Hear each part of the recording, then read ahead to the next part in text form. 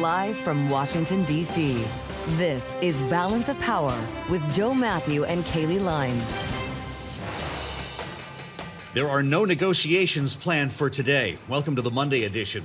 As the latest attempt at talks with Iran appears to be falling apart, with President Trump now calling the regime unbelievably duplicitous, and CBS News reporting that there are no negotiations planned from this point. I'm Joe Mathieu alongside Kailey Leinz in Washington.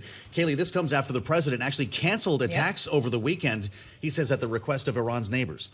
Yeah, other Gulf states who didn't necessarily want to see an escalation that could have entailed attacking Iranian energy infrastructure. The president suggested it could have been the biggest U.S. attack seen since the likes of World War II, yet he called that off in the name of the pursuit of talks of diplomatic negotiations to reopen the Strait of Hormuz. Right now, Iran is just saying they are talking about the Strait of Hormuz, but doing so with Oman, not the United States. And President Trump says whether Iran wants to admit it or not, we are, in fact, talking of a solution to a problem they've caused for decades. Pretty interesting. The markets have been having a pretty good day, almost pretending to still key off the original word from over the weekend when the president climbed down from his threats against Iran. But we'll keep tabs on this. Things can change pretty quickly around here. And we'll spend some time with Michael Allen from Beacon Global Strategies to give us his sense on where we might be going next. Yeah, whether or not we can get to a deal on that front. Meantime, there is a deal elsewhere on Capitol Hill, or between Capitol Hill and the Department of Justice. Is Todd Blanche, of course, the president's nominee to be Attorney General. Looks like he will be ultimately confirmed after reaching a deal with Senators Cornyn and Tillen, putting in writing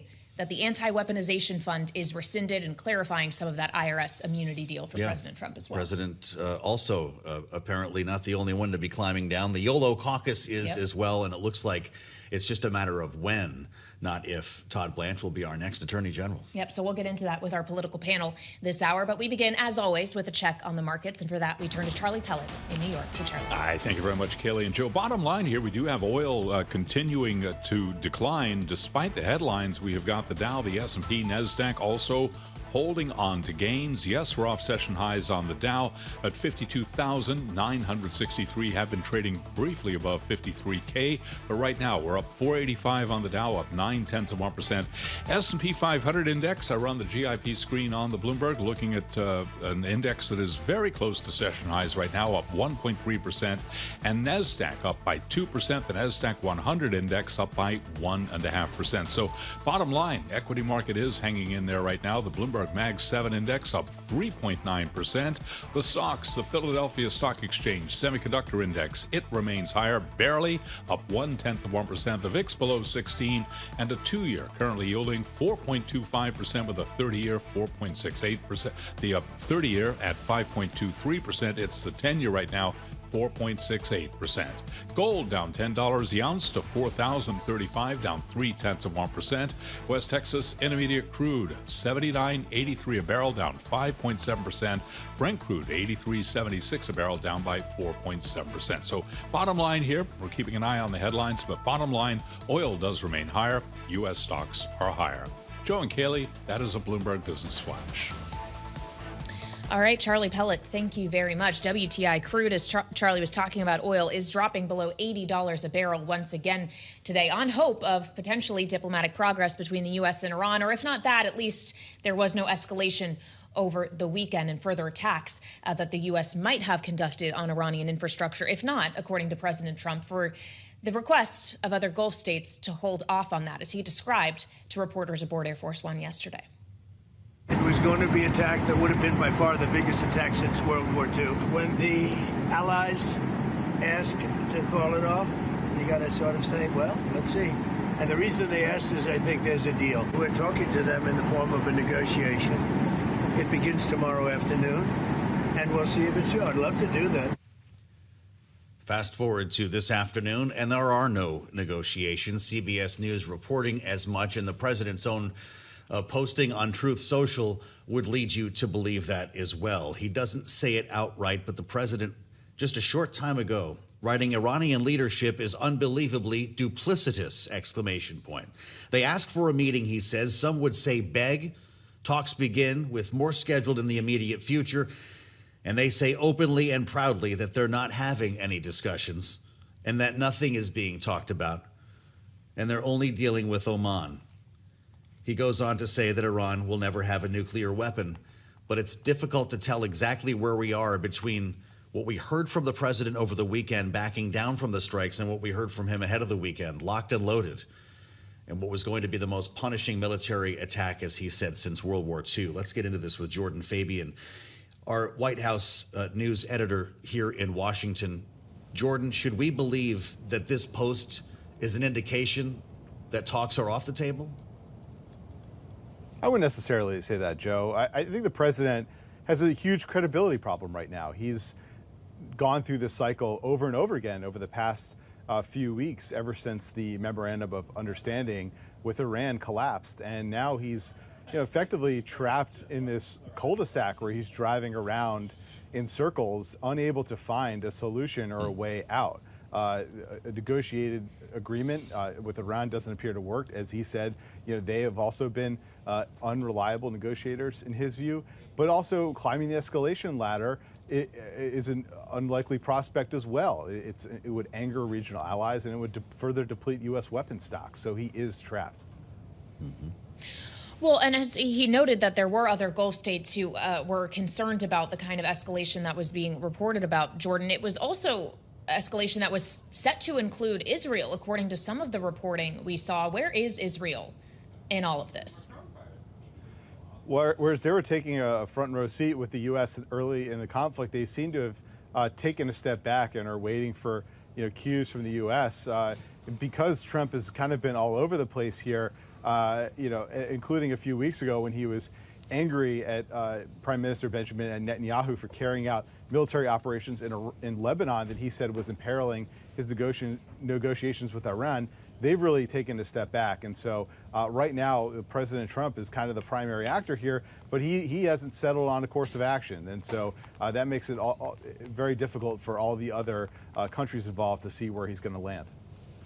Yeah, it's really amazing to consider the president getting a call from MBS to ask him to continue talking for fear of what this might turn into. How urgent is the concern, Jordan, in the region of this blowing up into a full-blown Middle Eastern war? It's quite high, Joe. It's underscored by the MBS discussion. For him, their alternate route for oil shipments out of the region, the Red Sea, is imperiled by potentially the Houthis getting involved.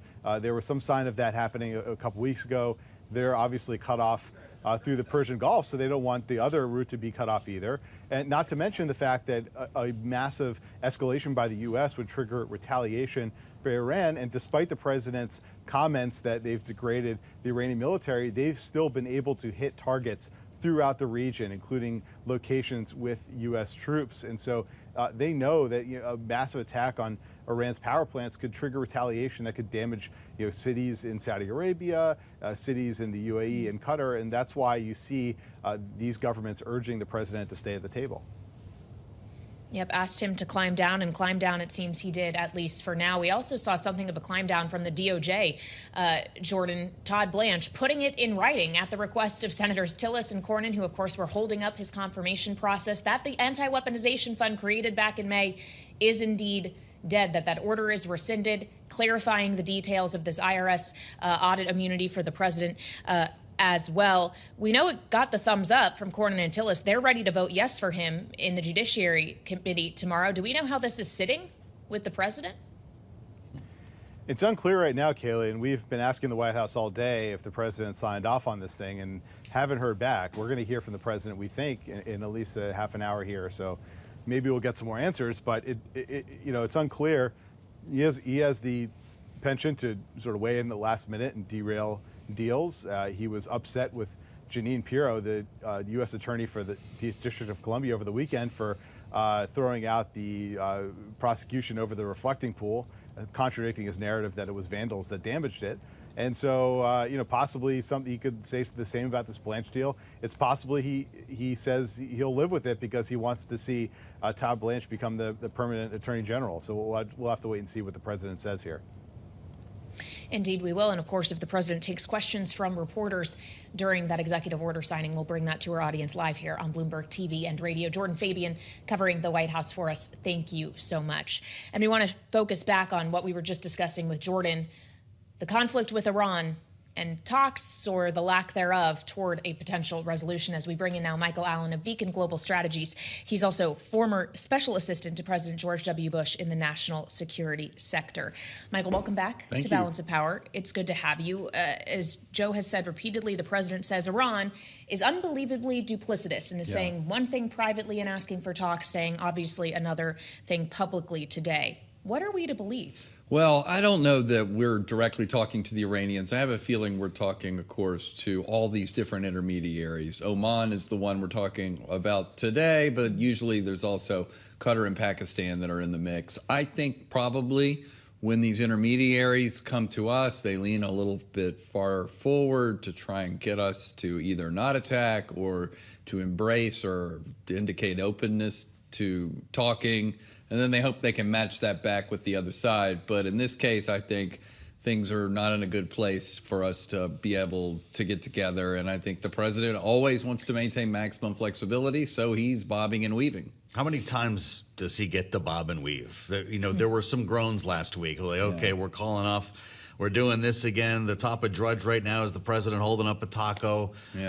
Markets, by the way, seem to be answering unlimited. Every time this happens, the market goes up. Then we're going to get upset and threaten to bomb. The markets will go down. But you know, guys, oil prices are still down 4 or 5% today. Does he get an unlimited card when it comes to this play? It seems like it. I mean, it seems like he is only interested in messaging the oil markets or the markets writ large. He's got a strategic communications problem, I think, with the Iranians. I think it confuses them when we say they're dying to get together and bend. I think it's a big problem for us that we're sort of signaling that we're irresolute to others in the region. When we say anything other than we ought to be saying we've got all day. We're going to keep this blockade going. We're going to enforce the sanctions.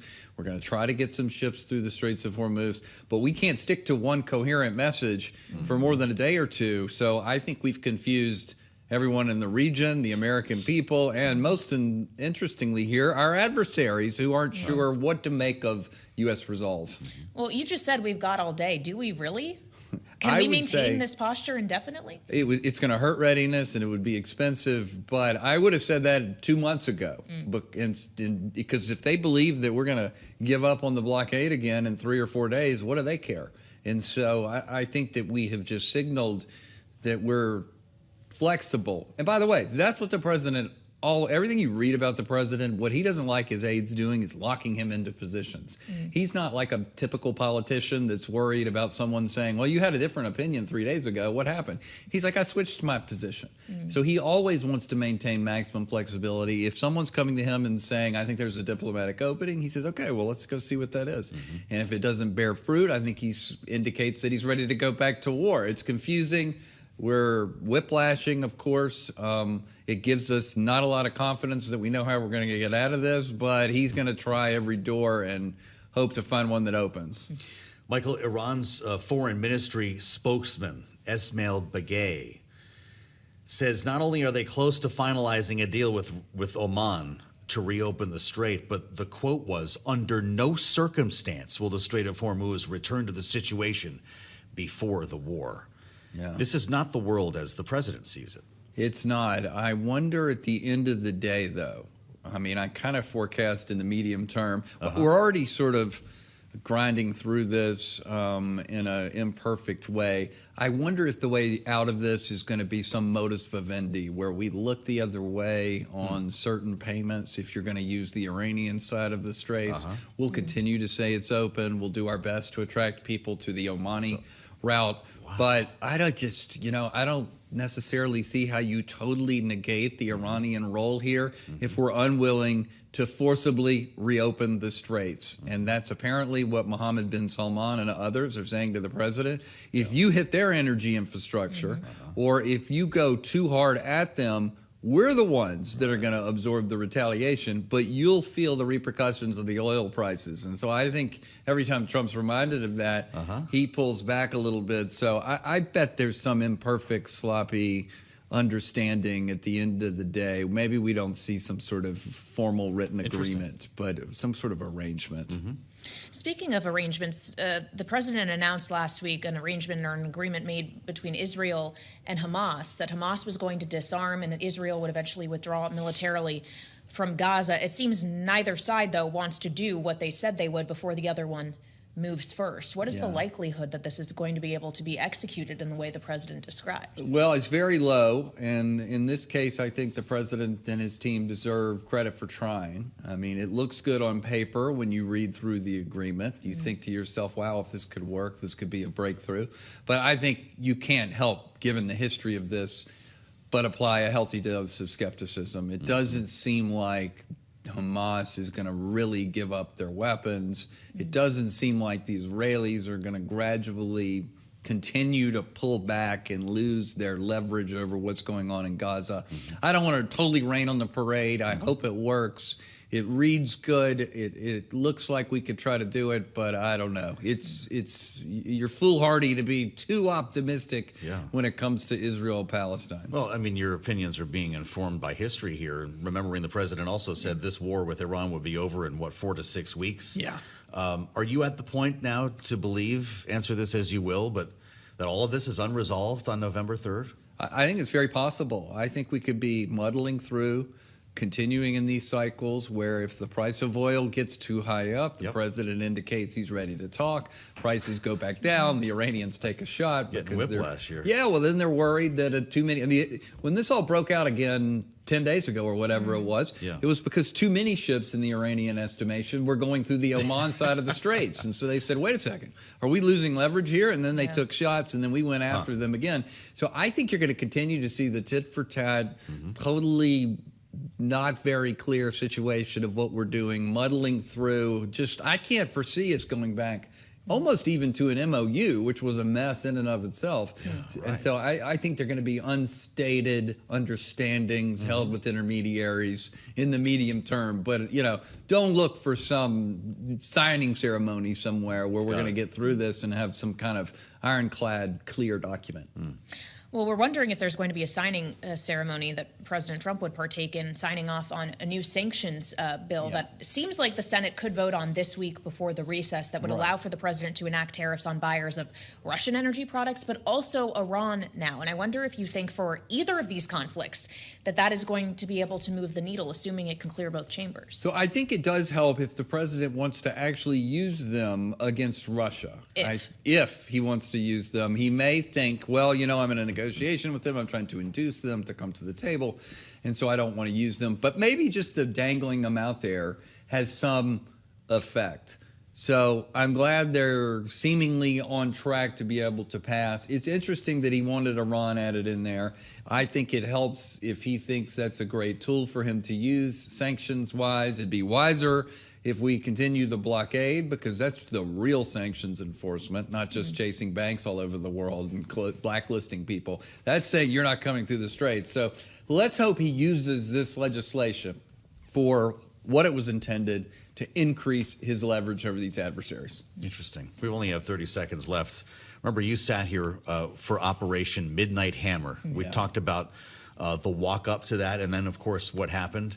Is Pickaxe Mountain next? Is that the next time we meet? I think so, but I'm worried about whether we can. I don't know that there are ventilation shafts on Pickaxe Mountain that we can just send a Moab through. I think it's a different. It's hard to say without being briefed on the intelligence, but it doesn't feel like Fordow and Natanz. Great to see you. Michael Allen with us. Beacon Global Strategies live in Washington. I'm Joe Mathieu alongside Kailey Leinz on Bloomberg. It's 121 on Wall Street. We do check markets all day long here at Bloomberg. We have got the S&P 500 index now trading at the best level of the session. The S&P back at 75.92, up 102 points now. That is a gain of 1.4%. Oil is declining. West Texas Intermediate crude down 5.5%, 80.01 a barrel on WTI. Barrel of Brent, 83.65. Brent crude now down by just about 4.9%. So bottom line here, stocks joining bonds higher, cooling tensions in the Middle East, spurring that drop in oil prices. Again, the S&P at 75.92, up by 1.4%. The Dow up 513 points. Dow Industrials up by 1%. NASDAQ up 537 for NASDAQ. That is a gain of 2.1%. The Bloomberg Mag 7 index up almost 4%. The SOX, the Philadelphia Stock Exchange Semiconductor Index, up 0.5%, and the VIX right around 15. The 10-year 4.2, the 2-year 4.25%, the 10-year 4.68%, and the 30-year 5.23%. Gold at $4,035 the ounce. Spot gold down 0.3%. West Texas Intermediate crude 80.03 a barrel, up now by just about 5.5%. So again, the Dow, the S&P, NASDAQ all advancing. Apollo Global Management has picked Austin, Texas as its second headquarters, joining a raft of other finance companies expanding in the Lone Star State to benefit from its business-friendly policies as well as access to local talent. Also, J.P. Morgan Chase vowing to funnel $750 billion into housing over the next decade, nearly 40% more than it has over the past 10 years, all part of CEO Jamie Dimon's push to invest more money in American communities. Recapping, S&P up by 1.4%. Joe and Kailey, that is a Bloomberg Business Flash. All right, Charlie Pellet, thank you very much. And thank you all for listening or watching on Bloomberg Television and Radio today. You're going to want to listen and watch the rest of this hour and beyond, as we have an important conversation coming up shortly between Ed Ledlow and the CEO of Hugging Face, Clement Delangue, who, of course, is going to be talking about that inadvertent hack that OpenAI's model conducted last month as it was being tested. So stay tuned for that conversation. We're also expecting to hear shortly from President Trump as he signs an executive order pertaining to military families in the Oval Office, but is likely to take questions from reporters as well. We'll be bringing those to you live as we consider the path forward on Iran, and also look for the president's reaction to the deal that was struck between the DOJ and Senators John Cornyn and Thom Tillis. Of course, the two YOLO Republicans who were holding up the confirmation process of Todd Blanche to be the next attorney general. They wanted it in writing that the anti-weaponization fund would be dead. They wanted clarity around the IRS immunity for President Trump. And as of 11 p.m. last night, Joe, they got it, and they're prepared to vote yes on Blanche tomorrow morning in the Judiciary Committee. They got it in writing. I'm looking at Todd Blanche's letter here, which is a couple of pages long and refers to some of the frivolous lawsuits in the language that the acting Attorney General used here. Challenging the fund. At least one court has declined to dismiss those claims as moot. What is important here, as he writes, no members were appointed, fund is not operative, no funds were transferred, no process for receiving claims established, no claims were paid. This order establishes beyond any doubt that there is no fund. That was enough for, to your point, the YOLO caucus to climb down. Yep. So he's as good as confirmed? Seems so. At the very least, it seems he will be getting out of the Judiciary Committee come 9 a.m. roughly tomorrow morning. Question is, can they do this on the floor of the Senate before everybody leaves town at the end of the week? That's a question that applies to a number of issues, including government funding, and it's where we start with our political panel. Bloomberg Politics contributors Jeanne, Zaino, and Rick Davis are back together once again. Jeanne is our Democratic analyst and democracy visiting fellow at Harvard Kennedy School's Ash Center. Rick, our Republican strategist, partner at Stonecourt Capital. It's great to see both of you. Jeanne, should we assume that Todd Blanche will have the full job? He likely will. I mean, he's certainly going to get out of committee, and then it's going to be a question of, do Republicans keep their caucus together on the floor? I do think he's going to get the job. I am not confident that Murkowski or Cassidy or Collins will vote against him. But he can't, they can't lose the two. So with Mitch McConnell out there, it's very tight in there. But I think one thing about this entire endeavor is it's a bit of a farce. This is an agreement between the federal government and Donald Trump. On page 4 of the agreement, it says that those parties are the ones who can change it. So the federal government has pulled out of it in the signing of Todd Blanche. But you know who hasn't pulled out of it? Donald Trump. And so I'm not confident that this thing is certainly dead. And of course, when we hear from Donald Trump, if he takes questions in a few minutes, he could also throw a monkey wrench into the proceedings as well. Mm-hmm. Well, that's very true. He, of course, yesterday said that he wishes, or over the weekend said he wishes the anti-weaponization fund isn't dead, which Thom Tillis certainly took note of. So, Rick, I guess it becomes a question of whether you still think there could be disruptions in this process or its glide path from here. Yeah, I'm not exactly sure, based on what Jeanne was saying about, Murkowski and Cassie and some of these other people, that it's as smooth as you would think it would be. Certainly, I doubt if they would agree to a unanimous consent procedure to bring it up and skip a lot of time, which they don't have. Look, a lot of people don't like him as the future Attorney General because he supported the president's pardons against the most awful offenders of the law on January 6th. He has done his own version of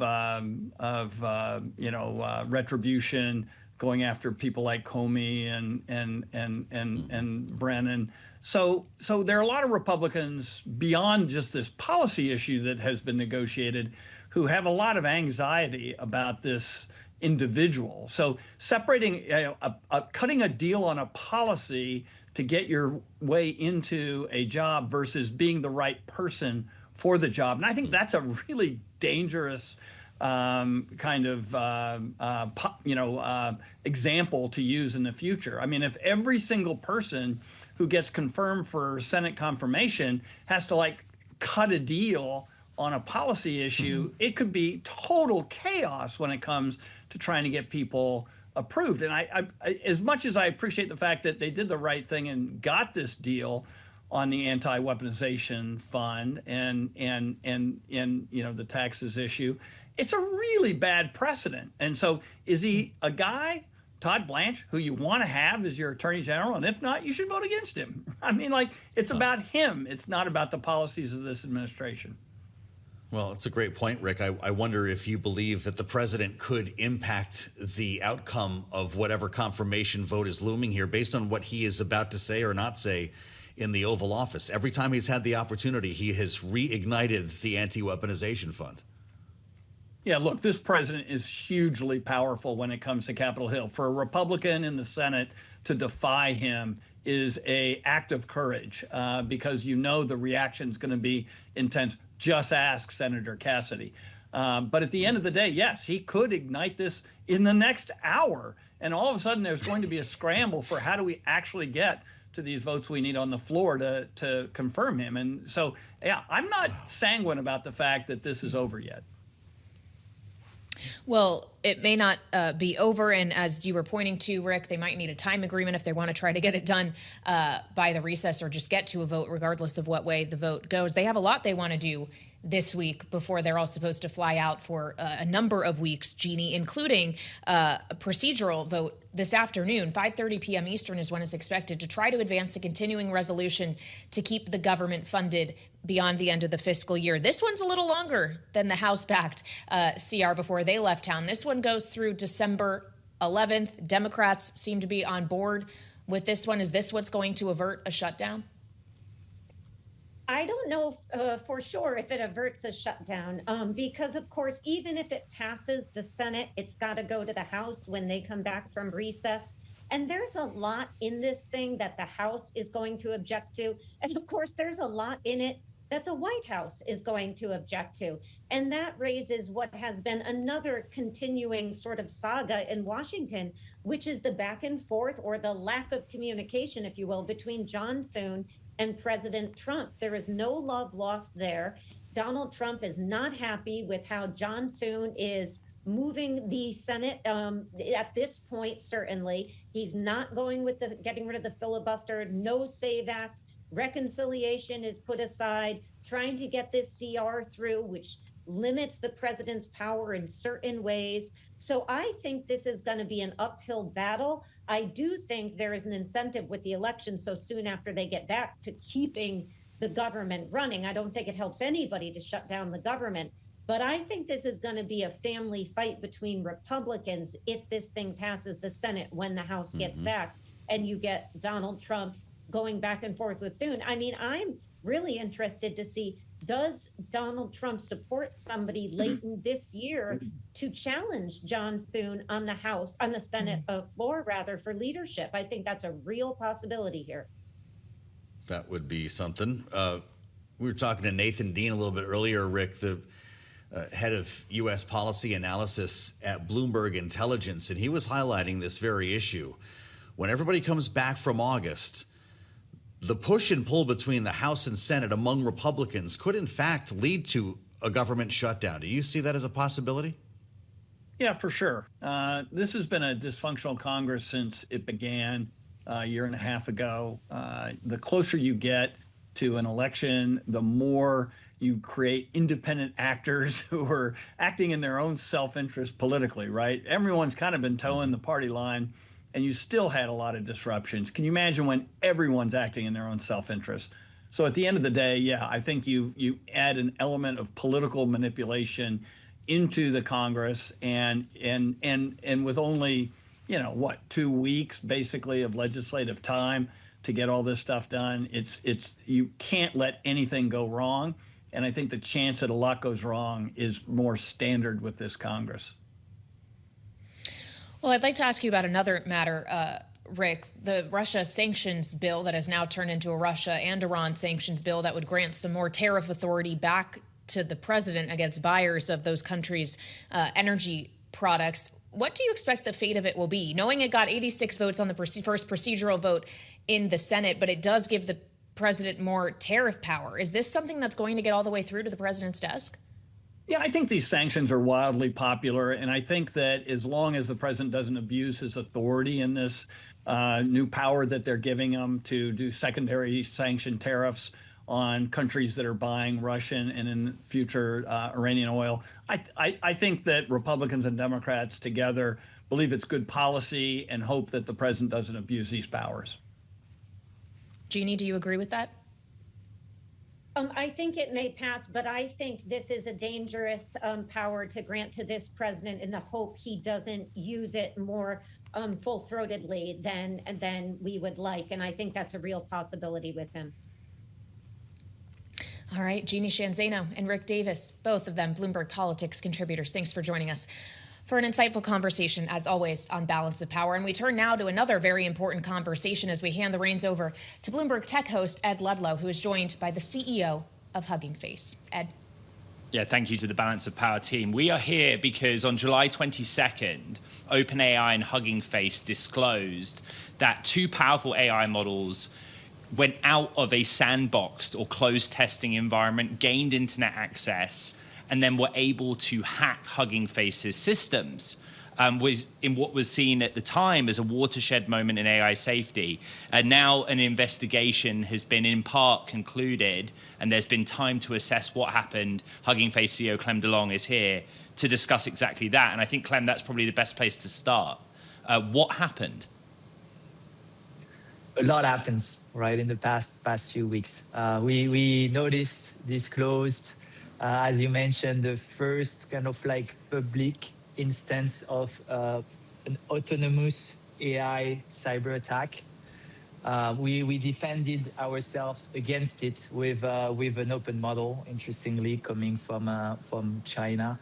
And we learned that this came from OpenAI. Usually when you think about cyber attacks, you think about nation states, you think about hacker groups. You don't really think about one of the most prominent American AI company. And obviously, since then we learned that Anthropic was also facing some of the similar issues. So really, unprecedented kind of like event happening here, new developments in the saga of AI. We will discuss what has been highlighted by this, which is closed versus open debate, China's work on AI, America's response to this. But going back to the very basics, this was two powerful models from OpenAI, right? One released, one unreleased, but they had their guardrails lowered for the purposes of evaluation. OpenAI said to the models, they instructed the models, go out and do something.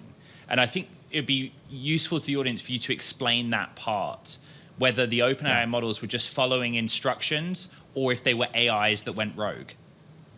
Yeah, I mean, I joked with the team a few days after it was announced that sometimes we ask agents to think outside of the box, but we don't want them to think outside of the sandbox in that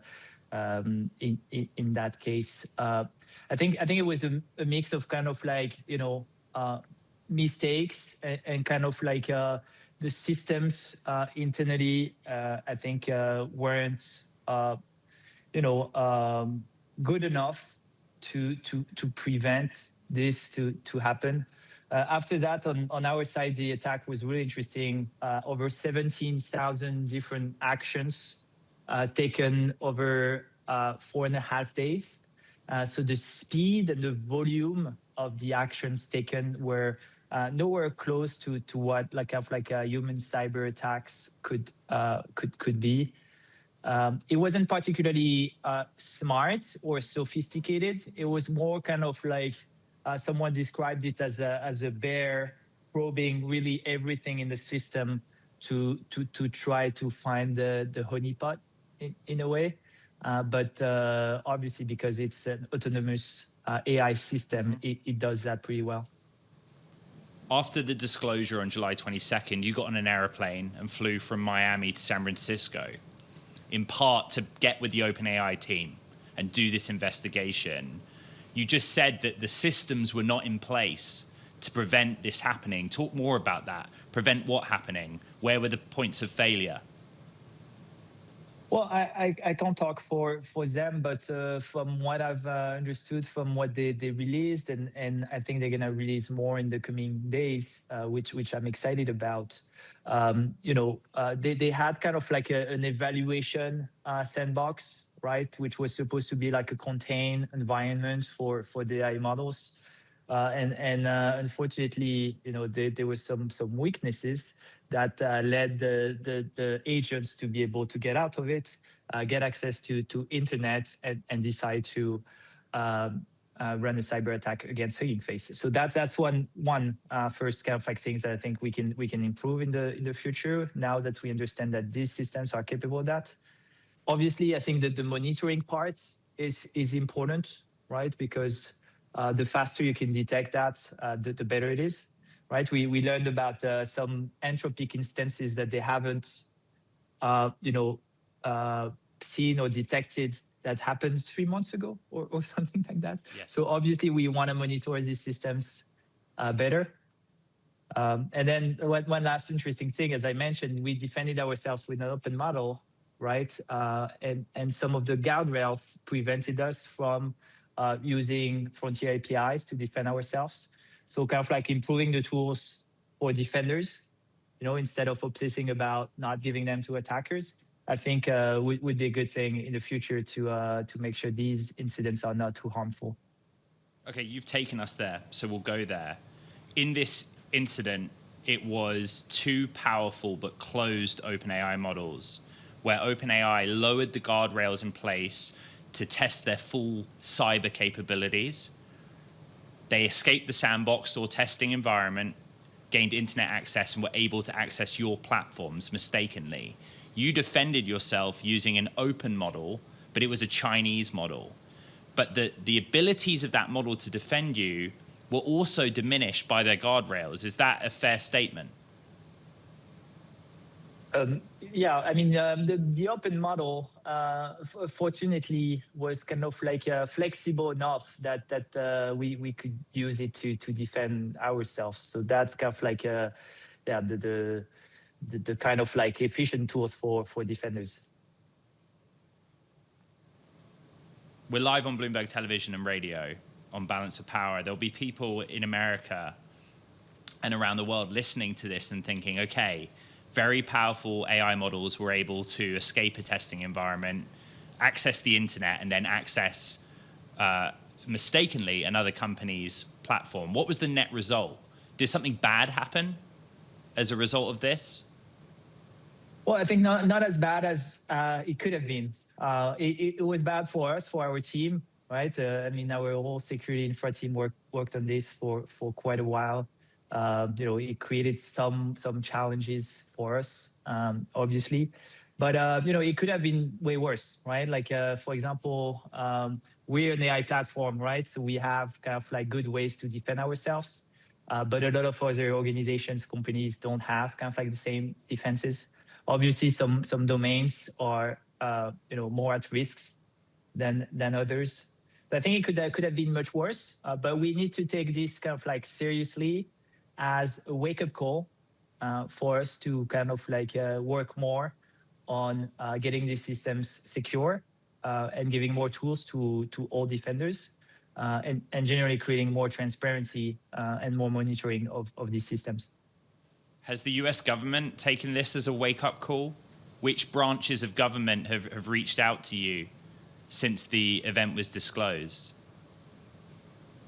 I'm not going to talk to kind of like more the private conversations that we've had, but we obviously reported that to kind of like the relevant authorities and have had kind of like a bunch of conversations with different organizations, different kind of like Congress members and people from government. I mean, there are a couple of things that I think we need to do and get right in the next few months.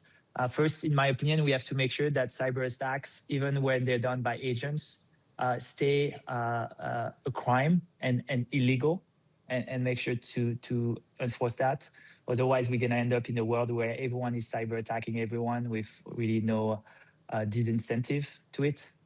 Second, we need to create more transparency. Like, for example, why not doing mandatory disclosure when agent cyber attack is happening? And third, we have to kind of like give more tools to defenders, right? Like we mentioned open models. These are kind of like some of the tools that cyber attack defenders need to make sure that they can defend themselves. To recap, you're saying that the illegality of an AI agent, an AI agent carrying out a hack needs to be enforced, and basically broader regulations. The pathway to that is legislative, to your mind? It's not really for me to say. Obviously, I'm not like a legal expert or policymaker. I think that's a topic that we need to think about. If you kind of like take kind of like higher view, we already have some autonomous systems in our lives, right? Like a self-driving car, and many others. We made sure there's kind of like liability, right? If you fall asleep at the wheel of your self-driving car, then you're responsible if you're hitting another car. In a similar way, we need to make sure that the legal framework for autonomous agents is clear and defines and useful for the field and the American society. We're live on Bloomberg Television and Bloomberg Radio. This is Balance of Power, and we're speaking to Hugging Face CEO Clement Delangue, whose company disclosed on July 22nd that 2 powerful OpenAI models, without authorization or mistakenly accessed or breached his company's systems as part of a cyber evaluation that OpenAI was doing. Clem, timing is everything. Within days, some of the most important people in the world of technology came out with a letter backing America focusing on open models. I'm talking about Satya Nadella, Jensen Huang, more recently AWS CEO Matt Garman has joined many others. Do you think that the timing of that was a sort of catalyzed or a direct response to the July 22nd breach? Well, I think it was related. This cyber attack showed that you can create risks with models behind closed doors that are unreleased. So just working on, preventing the models to be released is not the solution. And that, defenders need open models because, to defend yourself against your cyber attack, you need to run it on your own infrastructure because it's usually on your private data. And you need the control that open models gives you that sometimes proprietary APIs don't give you because of guardrails, because of limitations, because of also how much it costs, right? So I think that was a perfect example and perfect validation for this notion of the world's small companies, startups, researchers, but also large companies like needing open models wherever they come from. I would just point out, Clem, that in the course of this conversation, we've talked a lot about it was OpenAI's models. You conducted a joint disclosure and then joint investigation with OpenAI, and of course, we've made every effort to invite OpenAI onto the network, onto the show, to discuss their side of the story and the investigation. But that open weighted letter in part was supposed to sort of outline the benefits of open models, the economic benefit, the business consideration. That is very much Hugging Face's realm, right? Hosts models big and small, open on its platform. The other thing was the concern that there would be over-regulation of open models by the US government. Kind of bring that full circle for us and why you think that concern is valid or not. Yeah, I mean, there are a lot of different topics in AI, and I think the role of a lot of people is to set the priorities.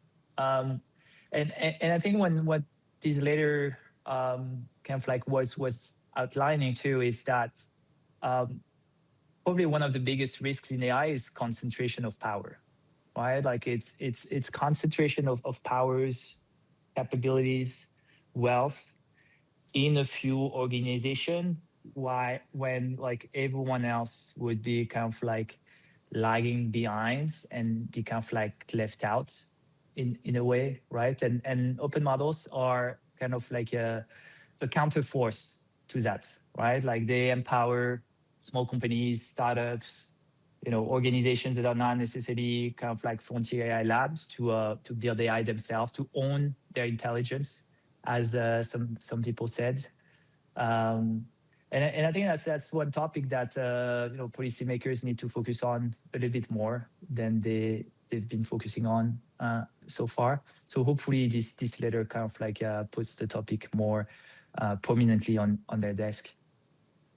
After you and OpenAI made the disclosure on July 22nd that this had happened, I spoke to lots of your peers in industry, and there was also the kind of acceptance that this wasn't some major scandal.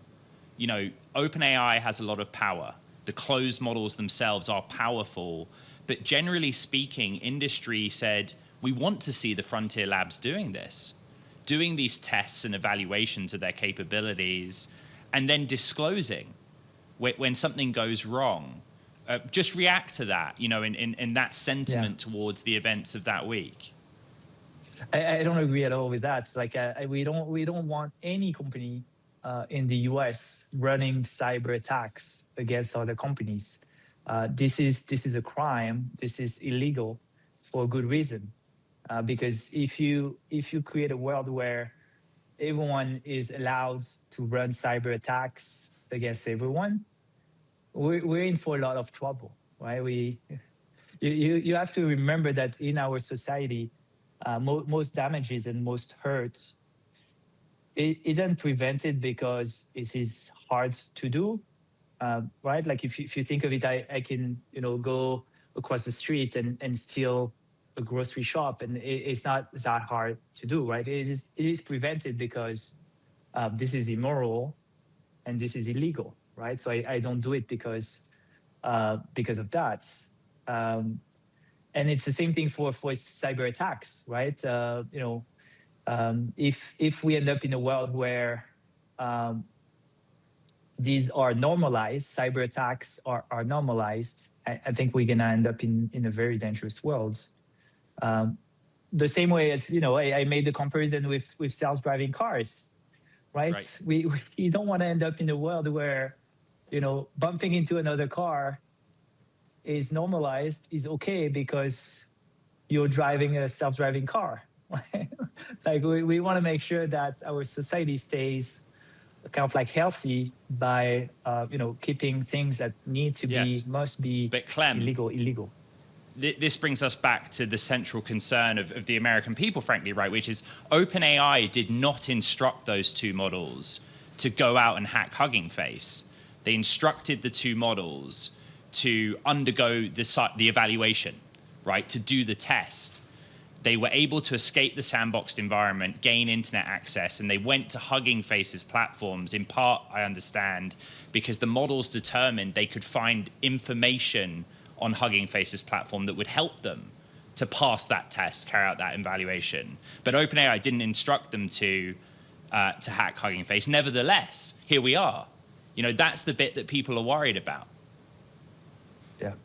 Yeah, I mean, the same way if I'm on my Tesla and I have self-driving and I fall asleep at the wheel, my intention is not to bump into another car, but you still have kind of like I think liability. I think they shared themselves that there was some kind of like mistakes that were done, that there was kind of like ways they could fix some of the bugs that led or some of the weaknesses in their systems that led the agentic system to be able to escape.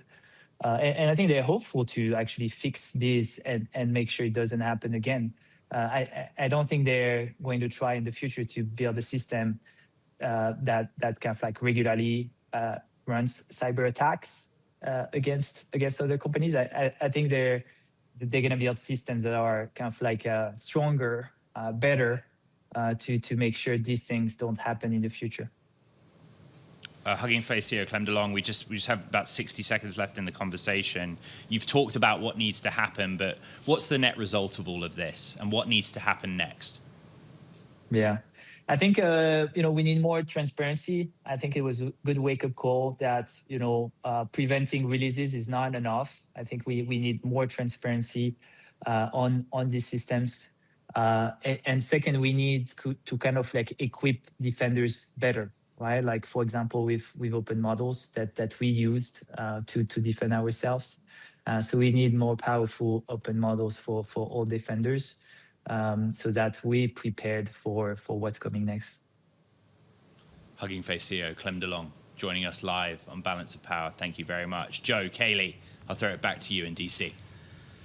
Great. Ed Ludlow, thank you so much. Live from San Francisco, the host of Bloomberg Tech. Absolutely fascinating. One of the most important voices in tech of the last couple of weeks, taking a deep dive with Ed Ludlow, and still a lot to learn about what happened there, Kailey, with the hacking of Hugging Face by this model that broke out of the sandbox. Amazing to hear how calm he is talking about the whole thing. Yep, just trying to explain how it happened, how it was inadvertent. We heard that Tesla metaphor about self-driving. Right. You don't necessarily mean to hit another car, but it was also interesting as we consider the legislative and regulatory path forward here on Balance of Power for him to say that, look, there are things that need to be done, although he wasn't willing to go so far as to say that these are things that needed to be codified via legislation, or what branch of government ultimately should be taking charge here. On brand with the sweatshirt, Hugging Face CEO Clement Delangue.